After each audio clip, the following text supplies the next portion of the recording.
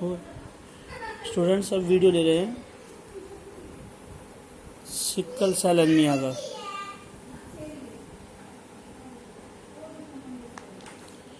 और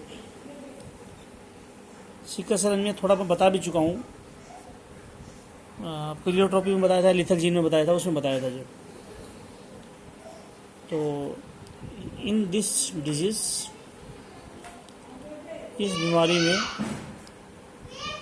आरबीसी जो होते हैं वो सिक्कल या दराती जैसे हो जाते हैं।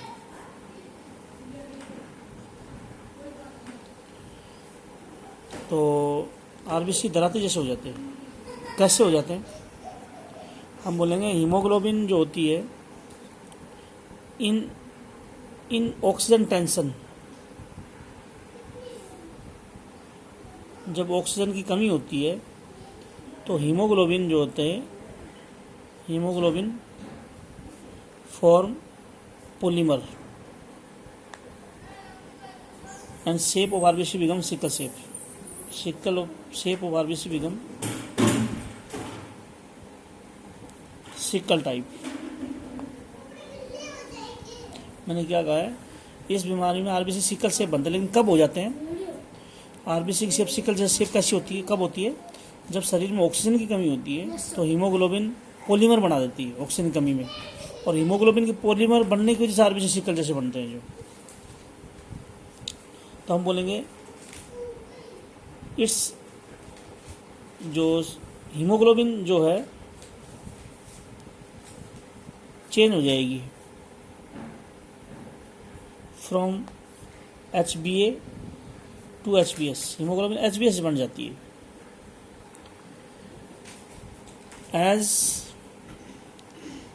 as hemoglobin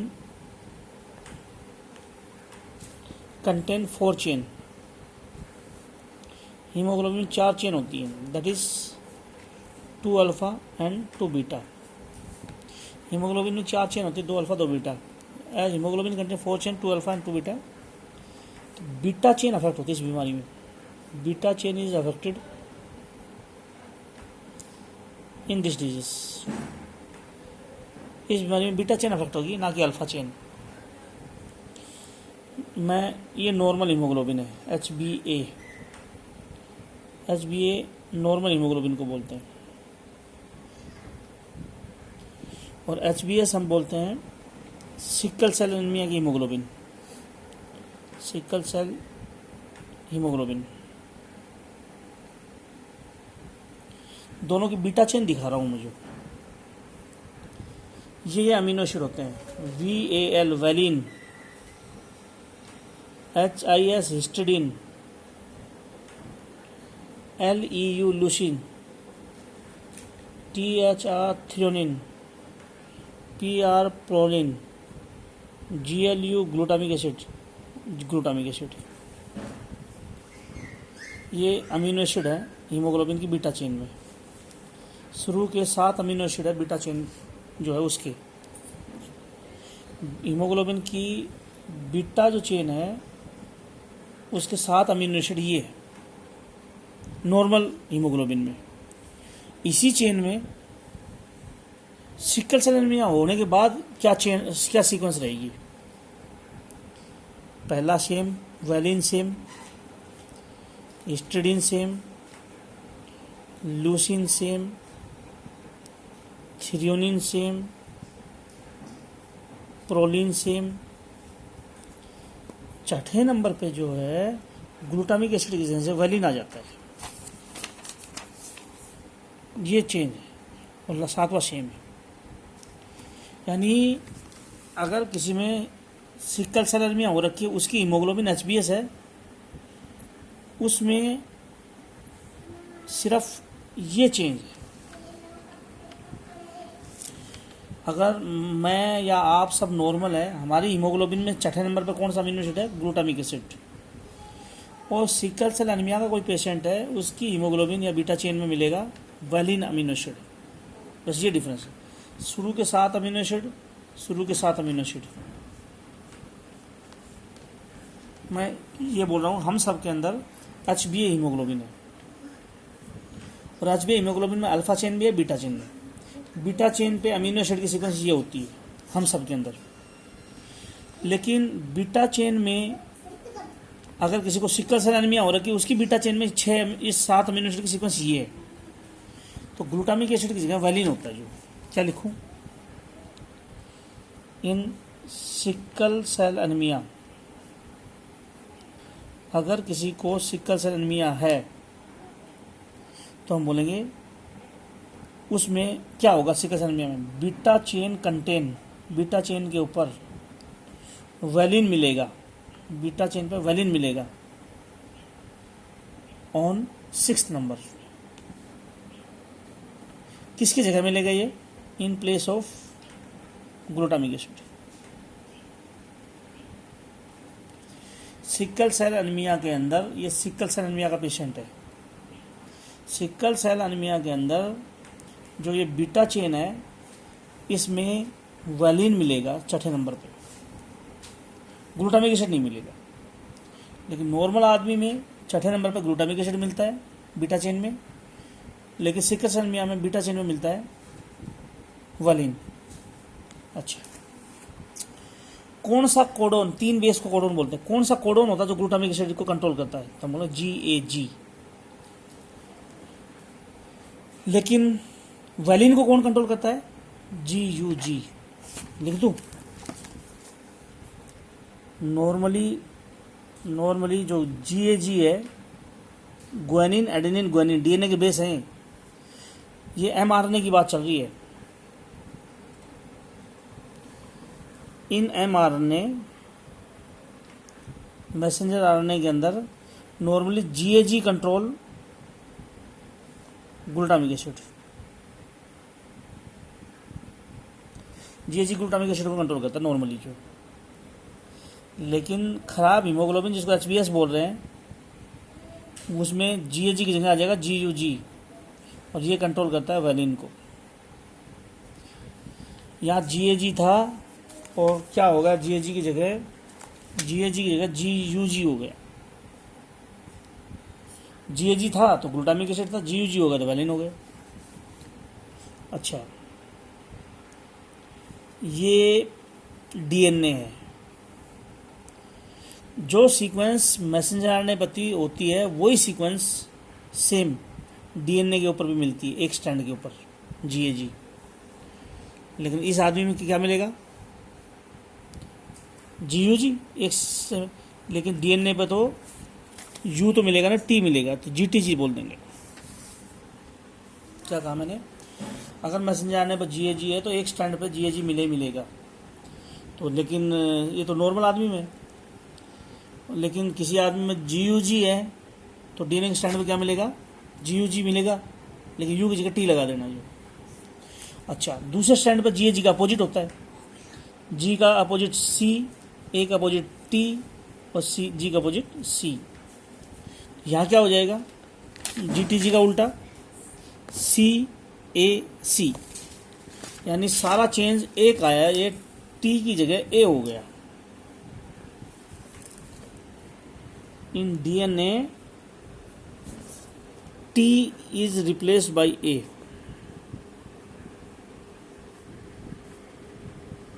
मैं फिर बोल रहा हूँ, गौर से सुनो। ये 7 अमीनो एसिड है। तुम्हारी हीमोग्लोबिन निकाल लो या मेरी हीमोग्लोबिन निकालो, 7 अमीनो एसिड बीटा चेन पर ये मिलेंगे। किसी आदमी को सिकल सेल एनीमिया हो रखा है तो उसमें 7 अमीनो एसिड ये मिलेंगे। अच्छा, मैसेंजर आरएनए निकाल के देखो, हमारे मैसेंजर आरएनए में 3 बेस मिलेंगे GAG, जो ग्लूटामिक एसिड को कंट्रोल करेंगे। जिस आदमी में सिकल सेल में बीमारी है उसमें GUG मिलेंगे मैसेंजर आरएनए के ऊपर, mRNA के ऊपर। अब हम सबका DNA निकाल के देखो, हम सबका DNA निकलेगा तो क्या होगा? DNA पे एक स्टैंड पे तो सेम सीक्वेंस होगी मैसेंजर वाली GAG, दूसरे स्टैंड पे इसके उल्टी होगी। G से C जुड़ता है, A से T जुड़ता है, G से C और A से T। लेकिन जिस आदमी में GUG है तो एक स्टैंड पे तो GUG मिलेगा, लेकिन DNA पे U तो मिल नहीं सकता, इसलिए U की जगह T लिख दिया, GTG लिख दिया। और दूसरे स्टैंड पे उल्टा होता है, G से C जुड़ता है और T से A जुड़ता है। तो कहाँ चेंज हुआ? T की जगह A आ गया, A की जगह U या T की जगह A आ गया। तो तो मैंने म्यूटेशन में करवाया था। Sickle cell anaemia point mutation से होती है। मैंने क्या लिखाया था, सिकल सेल एनीमिया जो है मैंने लिखवाया था, ये बीमारी is due two point mutation. Point mutation का मतलब होता है change in single base.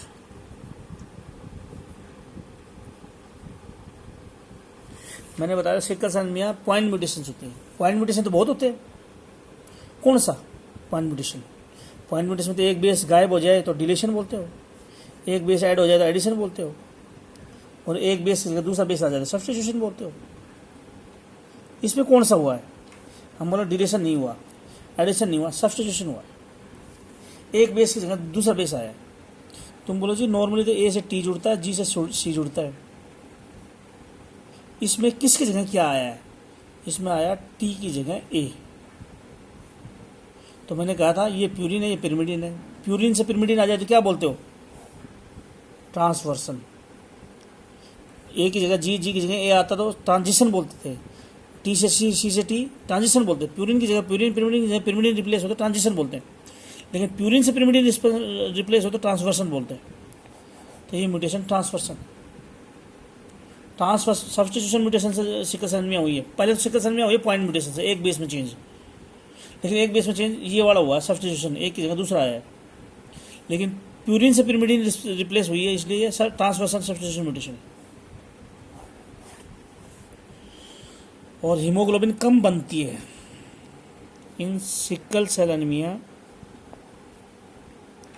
Sickle cell anaemia में लेस हीमोग्लोबिन इज फॉर्म।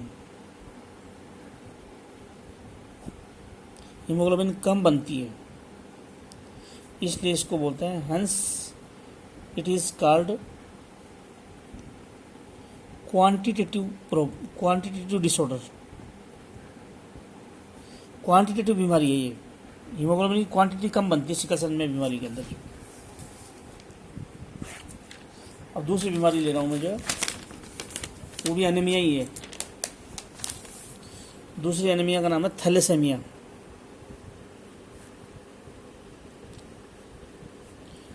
दूसरी है thalassaemia.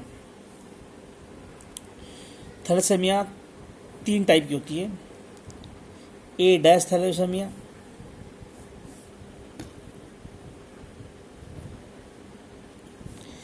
A cap thalassaemia,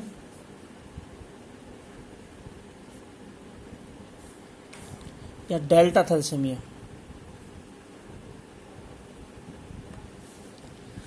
A dash thalassaemia जो होती है, it is also called alpha thalassaemia. इसको अल्फा थैलेसेमिया बोलते हैं। ए कैप को बोलते हैं also called beta thalassaemia.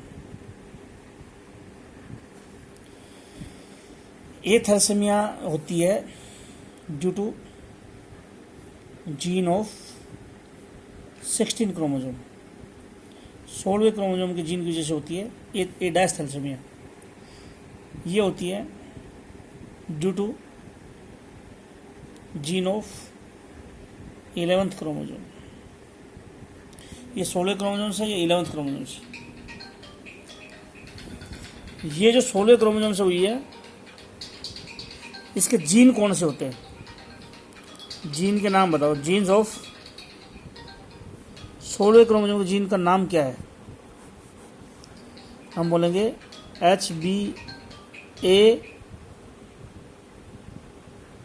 HBA1, HBA2। तो किसको हमने क्या नाम दिया है? अल्फा थैलेसेमिया का है। इसलिए अल्फा मतलब ए, HB का मतलब जीन, HB का मतलब हीमोग्लोबिन, अल्फा हीमोग्लोबिन बनाने वाला जीन। तो HBA1 और HBA2 जीन, इनके खराब होने से 16 क्रोमोसोम पे ये 2 जीन होते हैं, ये खराब हो जाता है, तो इसलिए हो जाती है अल्फा थैलेसेमिया। लेकिन ये जो बीटा थैलेसेमिया या अल्फा कैप, ए कैप या बीटा थैलेसेमिया, ये क्यों होती है? Due to HBB gene. इसमें 11th क्रोमोसोम का जीन है, ये जीन ऑफ 11th क्रोमोसोम। 11वें क्रोमोसोम के जीन से होती है HBB। 11वें क्रोमोसोम से ये ए कैप थैलेसीमिया होती है, बीटा थैलेसीमिया होती है। तो बीटा थैलेसीमिया में बी जीन, अल्फा थैलेसीमिया में ए जीन। इसमें दो जीन है, A1 और A2, इसमें है बी जीन। फिर बोल रहा हूँ, ए डैश थैलेसीमिया, ए कैप और डेल्टा। ए डैश को अल्फा का, इसको बीटा का। बीटा में बी जीन है, अल्फा में ए जीन है, लेकिन ए भी दो हैं, A1 A2, इसमें बी एक ही है। HB का मतलब हीमोग्लोबिन बनाने वाला जीन है ये जो। अच्छा, इसमें दो जीन है तो फैक्टर कितने हो गए? 4 फैक्टर हो गए। Gene 2, factor 4। कैसे? सुनो अब। 1 फैक्टर रिसेसिव, एक फैक्टर रिसेसिव है। रिसेसिव बीमारी है ये जो, due to recessive gene. Recessive gene की वजह से एक फैक्टर रिसेसिव है तो हम बोले पर्सन होगा carrier. Person will be carrier अगर एक फैक्टर रिसेसिव है। 2 फैक्टर रिसेसिव है तो बीमारी होगी thalassaemia minor. Thalassaemia minor 2 recessive है तो। 3 फैक्टर है तो थैलेसेमिया मेजर होगी। ये खतरनाक होगी जो। अमिताभ बच्चन को भी थैलेसेमिया बीमारी है, ये नहीं पता कौन सी वाली है जो। थैलेसेमिया बीमारी में अगर एक जीन खराब है कोई बात नहीं, एक फैक्टर खराब है, 4 फैक्टर होते हैं, एक फैक्टर खराब है कोई बात नहीं। 2 फैक्टर खराब है तो माइनर डिजीज होगी, ये भी कोई बात नहीं। 3 खराब होगी तो मरेगा वो जो। लेकिन इसमें तो एक ही जीन है तो मुझे 2 ही फैक्टर हो गए। एक फैक्टर खराब, 1 फैक्टर रिसेसिव। 11वें क्रोमोसोम का एक फैक्टर रिसेसिव हुआ तो हम बोले बीमारी को बोलेंगे माइनर। इसमें माइनर हुई थी 2 फैक्टर खराब होने से। इसमें जो बीटा थैलेसेमिया है, इसमें एक फैक्टर से ही माइनर होगी, इसमें 2 फैक्टर से माइनर हुई थी अल्फा थैलेसेमिया में। और दोनों फैक्टर अगर रिसेसिव हैं तो 2 फैक्टर रिसेसिव हैं तो हम बोलेंगे थैलेसेमिया मेजर। इसमें 3 से मेजर हुई थी, इसमें 2 से मेजर होगी जो।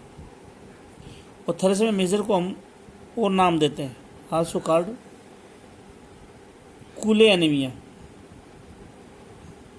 इसको कूले साइंटिस्ट का एनीमिया भी बोलते हैं जो। लेकिन ये बीमारी क्वालिटेटिव डिजीज है। ये कई बार डिफरेंस पूछा जाता है। सिकल सेल एनीमिया में हीमोग्लोबिन क्वांटिटी कम होती है, इसलिए क्वांटिटेटिव डिजीज है, लेकिन it is qualitative disorder. Haemoglobin की क्वालिटी खराब बनती है जो। Sickle cell anaemia quantitative disorder है, उसमें हीमोग्लोबिन की क्वांटिटी कम बनती है। थैलेसेमिया क्वालिटेटिव है, हीमोग्लोबिन की क्वालिटी खराब बनती है। हीमोग्लोबिन बनेगी जरूर लेकिन क्वालिटी खराब बनेगी जो। अब हम आते हैं अल्जाइमर डिजीज।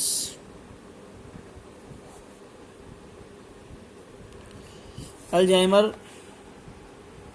ओल्ड एज में बीमारी है, ये बुढ़ापे की बीमारी है। Old age disease. अच्छा, इसका मेन सिम्टम है डिमेंशिया और मेमोरी लॉस। आदमी अपने बच्चों को भी नहीं पहचानता इस बीमारी में जो, ज़्यादा चली जाती है बुढ़ापे में जो। और 2 क्रोमोसोम हैं जिसके जीन इसको कर सकते हैं, 2 क्रोमोसोम जीन्स, क्रोमोसोम नंबर 19 और 21। 2 क्रोमोसोम है 29 और 21, उसकी वजह से अल्जाइमर होती है। एक प्रोटीन इकट्ठी होने लग जाती है जिसकी वजह से बीमारी होती है, अमाइलॉइड बीटा पेप्टाइड। ये पेप्टाइड या प्रोटीन इकट्ठी हो जाती है न्यूरॉन्स के अंदर। न्यूरॉन्स जो होते हैं जो हमारे सोचने में हेल्प करते हैं, उन न्यूरॉन्स के अंदर ये प्रोटीन इकट्ठी हो जाती है, अमाइलॉइड बीटा पेप्टाइड्स। इसकी वजह से, इस प्रोटीन की वजह से मेमोरी लॉस हो जाती है। और 29 और 21 क्रोमोसोम के जीन मेनली रिस्पॉन्सिबल है। तो ये अल्जाइमर डिजीज़ थी, यूँ बोल सकते हो न्यूरो डिजेनरेटिव डिजीज़ है ये। न्यूरॉन्स या ब्रेन ख़त्म होने लग जाती है। न्यूरो डिजेनरेटिव डिजीज़ है जो। अगला वीडियो मैं बाद में लूँगा जो है, अगला वीडियो जो है